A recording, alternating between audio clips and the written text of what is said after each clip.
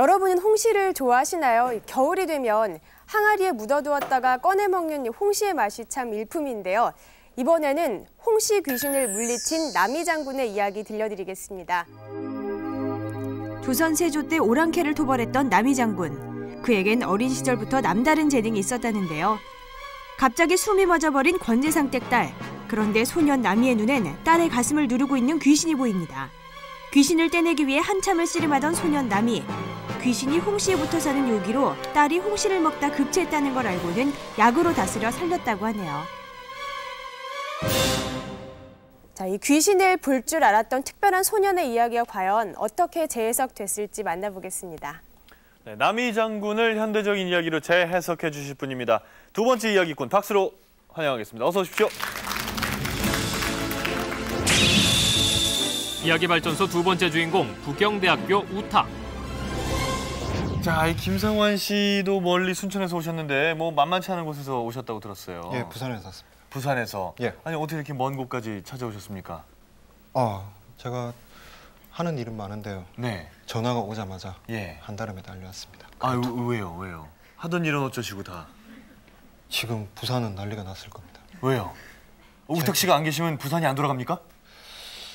아마 좀 힘들걸요? 예, 알겠습니다. 자, 우탁 씨 이야기 박수로 청해 듣겠습니다.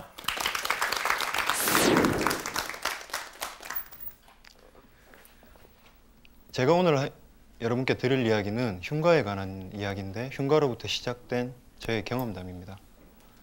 1995년 제가 초등학교 6학년 때였습니다.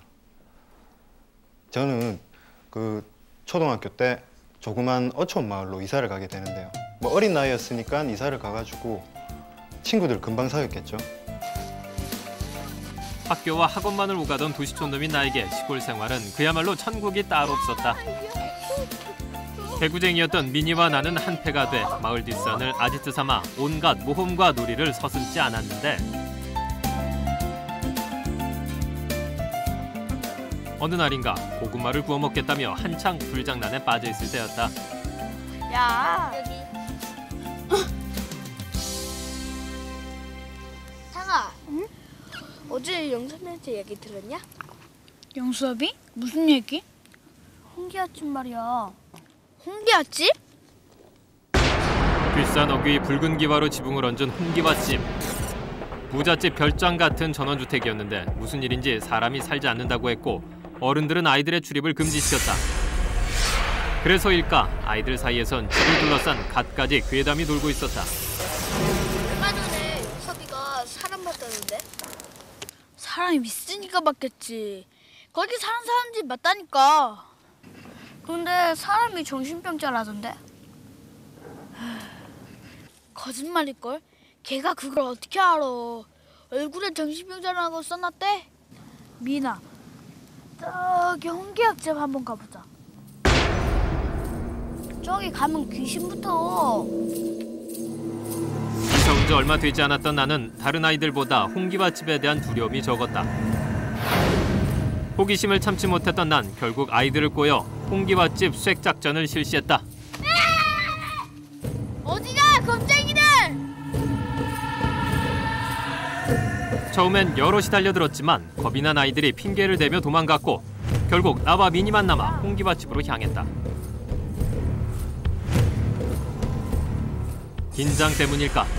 담장 너머로 들여다본 홍기와집은 집안 전체가 검붉어 으스스한 분위기를 만들어냈다. 하지만 사나이가 칼을 꺼냈으면 무라도 잘라야 하는 법. 나와 미니는 두려움을 뒤로하고 부서진 담벼락 사이 쥐구멍을 통해 집 안으로 들어갔다.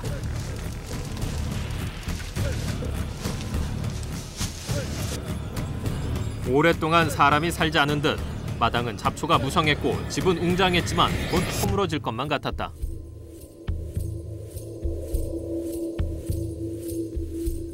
나와 미니는 마치 첩보 영화의 주인공이라도 된 듯 짜릿한 전율을 느끼며 살금살금 집 안으로 다가갔다.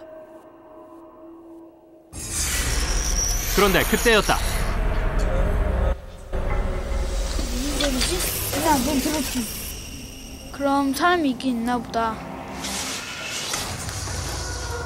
폐가인 줄 알았는데 사람이 산다고 생각하자 호기심은 더 커졌다. 과연 이 집엔 누가 살고 있는 걸까? 아빠 어디 있어요? 집안에서 우리 또래의 여자아이가 나타났다. 여자애가 사나 봐. 한 번도 못 보내고 있는데. 엄마, 아빠가 안 계세요. 뭐라고? 아빠가 왜? 아이씨, 사람이 왜 이렇게 많냐? 그만 가자. 그럴까? 그때 우리 앞으로 아이의 엄마가 지나갔는데 이게 무슨 냄새지? 향수 냄새인가? 좋네. 향수 냄새 되게 진하다. 빨리 가자. 보통 집과 똑같다고 생각하고 돌아서려는 순간 집안에서 끔찍한 비명 소리가 들려왔다. 곧이어 집에서 뛰어나오는 남자와 코를 찌르는 피비린내. 남자가 들고 있는 칼 끝엔 피가 흥건히 묻어 있었다. 그런데 남자가 우리를 향해 걸어오고 있었다.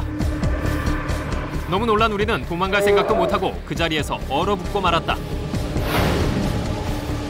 그 순간 저는 정신을 잃었습니다. 다시 눈을 떴을 때 제 눈앞에는 저를 억수 걱정스럽게 바라보는 어머니가 계셨습니다. 그러더니 제가 눈을 딱 뜨는 걸 확인하자마자 바로 야단을 치기 시작하는 겁니다. 네 어제 왜 거기서 가갖고 잠자고 있었어? 아! 황당합니다. 예? 어제 미니가 그거 간다는 소리 안 했으면 너가 어떻게 찾을 뻔했노? 그거 자고 있는 거. 제가 거기 있었던 건 사실이었습니다. 그러나 제가 거기서 겪은 일은 사실이라고 말할 수가 없습니다. 다음 날 타가, 너도 어제 다 봤지? 아이들이 감당하기엔 너무 끔찍한 경험이었다. 그날 이후로 우리는 더 이상 그 얘기를 꺼내지 않았다.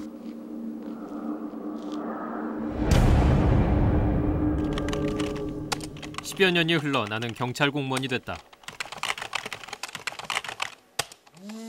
하루하루를 정신없이 보내고 있던 중 한 통의 전화가 걸려왔는데 미니 어머니였다. 여보세요? 예, 어머니. 그동안 잘 지내셨죠? 미니 녀석은요? 실종이라니요? 그게 무슨 말씀이시죠? 실종이라니. 나는 곧장 미니네로 당했다. 서로 다른 중학교에 배정돼 한동안 보지 못했던 미니. 그런데 미니네 집은 어딘가 기괴한 분위기를 풍기고 있었다. 미니 방은 더 그랬습니다. 들어가니까 향수들이 집 방 한가득을 메우고 있어요. 근데 제가 알기로 그 향수들은 모두 여자 향수였습니다. 어머니가 보자마자 미니가 향수를 모으는 취미가 있다라고 말씀하셨는데 제 시선은 한 군데만 딱 고정됐습니다. 방 제일 구석에 진열장이 있었는데요. 그 진열장에 같은 종류의 향수만 꽉 차 있는 겁니다. 저는 그 진열장 앞으로 가서 진열장을 열어봤습니다. 무심결에 향수를 집어 허공에 뿌려본 나는 순간 뒤통수를 맞은 듯 아찔해져 오는 걸 느꼈다. 그것은 오래전 그날 홍기밭집의 중년 부인에게서 맡았던 그 향기였다. 이게 무슨 냄새지? 향수 냄새인가? 좋네. 이상한 건 또 있었다. 미니의 방 한켠에 스케치북에 수북이 쌓여 있었는데 그 속엔 한 가지 그림만이 그려져 있었다. 그 남자, 홍기밭집에서 봤던 그 얼굴이었다. 나는 미니의 실종이 홍기밭집 사건과 관련이 있다고 생각했다. 경찰서로 돌아온 나는 홍기밭집 사건 파일을 뒤지기 시작했다. 실제 홍기밭집에서는 살인 사건이 있었는데 정신병을 앓고 있던 중소기업 사장이 딸과 아내를 죽이고 자살한 것으로 종결돼 있었다. 하지만 범인으로 지목된 남편은 그날 우리가 봤던 그 남자가 아니었다. 이건 정말 나름대로의 직감이었죠. 범인은 제3자다. 저는 뭔가 느꼈습니다. 그리고 그 회사 홈페이지를 들어가는 순간에 깜짝 놀랐습니다. 그 스케치북에서 봤던 그 정인영의 모습이 사진으로 회사 홈페이지에 그대로 올라와 있는 겁니다. 저는 뒤도 돌아보지 않고 그 회사로 달려갔습니다. 나는 홍기밭집 주인, 그러니까 죽은 사장을 대신해 회사를 물려받은 사람이 진짜 사건의 범인이라고 확신했다. 젊은이가 아니네. 그런데 그곳에서 뜻밖의 얘기를 들을 수 있었다. 며칠 전에도 자네만한 젊은이가 살인마 어쩌고 저쩌고 하더니 회장님한테 달려들었다니까. 홍기는 며칠 전 회장을 찾아온 남자가 있었다고 했다. 당신이 홍기아집에서 저지른 일을 내 눈으로 똑똑히 봤다고. 당신이 죽어야 돼. 당신이. 그래야지만 그들이 더 이상 내 꿈에 나타나지 않아. 살인마 운운하며 절규했다는 남자. 민희가 분명했다. 나도 살고 싶다고. 홍기밭집 사건의 공소시효는 이제 겨우 한 달 남아 있었다. 남자를 검거하고 실종된 민희를 찾기 위해 나는 회장실로 찾아갔다. 그리고 돌아선 남자. 그때보다 훨씬 늙었지만 분명 그 남자였다. 내 친구 어디 있습니까? 나 또한 10년을 당신의 만행을 알고 있지. 당신도 이 냄새를 모른다고 하진 않겠지. 당신이 죽인 그 연인의 향기를 말이야. 나는 민희네 집에서 가져온 향수를 남자 앞에 뿌렸다. 사무실 가득 퍼진 진한 꽃향기. 마치 그 중년 부인이 앞에 앉아있는 듯했다. 부와 명예에 눈이 멀어 사람을 죽이고 회사를 가진 이제 행복합니까? 향수 냄새를 맡은 이후 남자는 갑자기 이상한 소리를 하기 시작했다. 우리 마, 나 잘못한 게 없어. 나도 행복해지고 싶었을 뿐이야. 이봐. 남자가 가리키는 곳엔 아무것도 없었다. 적어도 내 눈엔 그랬다. 안 돼. 저걸 막아줘. 난 죄가 없어. 벌벌 떨던 남자는 서랍에서 총을 꺼내 관자놀이에 가져다 댔다. 순식간에 벌어진 일이었다. 남자가 스스로 목숨을 끊은 후 나는 수행원 진술을 통해 민희가 홍기밭집에 감금돼 있다는 것을 알아냈다. 12년 전 그날 이후로는 한 번도 다시 온 적 없던 홍기밭집이었다.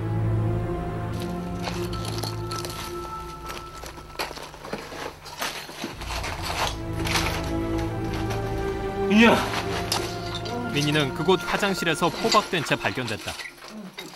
민희는 그 사건 이후 성인이 될 때까지 매일 같은 꿈을 꾸며 악몽에 시달렸다고 했다.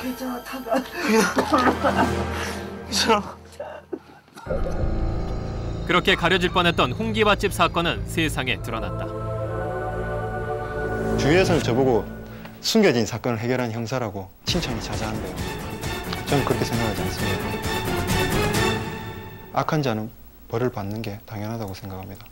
그리고 아직까지도 풀리지 않는 미스테리는 과연 그 사람이 그 향수 냄새를 맡고 죽기 전에 봤던 알 수 없는 행동들과 그 알 수 없는 말들, 과연 그것이 무엇이었을까요?